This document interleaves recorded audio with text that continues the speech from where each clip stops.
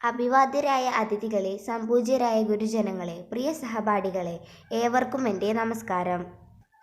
മനോഹരമായ ഈ സ്വാതന്ത്ര്യദിന പുലരിയിൽ നിങ്ങളെ അഭിസംബോധന ചെയ്ത് 2 വാക്ക് സംസാരിക്കാൻ അവസരം ലഭിച്ചതിൽ ഞാൻ അഭിമാനം കൊള്ളുന്നു. ഇന്ത്യ എന്ന മഹത്തായ ഈ രാജ്യത്തെ ഒരു പൂന്തോട്ടത്തോട് ഉപമിക്കാനാണ് ഞാൻ ഇഷ്ടപ്പെടുന്നത്. ബഹുവിധ വർണ്ണങ്ങളിൽ വിടർന്ന് പരിലസിക്കുന്ന പൂക്കൾ, പല വലുപ്പത്തിലുള്ള വ്യത്യസ്ത സുഗന്ധങ്ങൾ വമിക്കുന്നവ. ഒരു പൂന്തോട്ടത്തെ മനോഹരമാക്കുന്നത് ഈ വൈവിധ്യമാണ്. അതെ, ഭാരതം ഒരു പൂന്തോട്ടമാണ്. വ്യത്യസ്ത ഭാഷകൾ, വേഷങ്ങൾ, അനേക ജാതികൾ, മതങ്ങൾ, വർഗങ്ങൾ.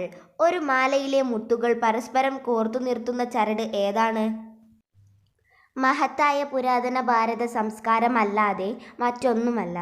സഹിഷ്ണുതയുടെയും സാഹോദര്യത്തിൻ്റെയും സ്നേഹത്തിൻ്റെയും സംസ്കാരം.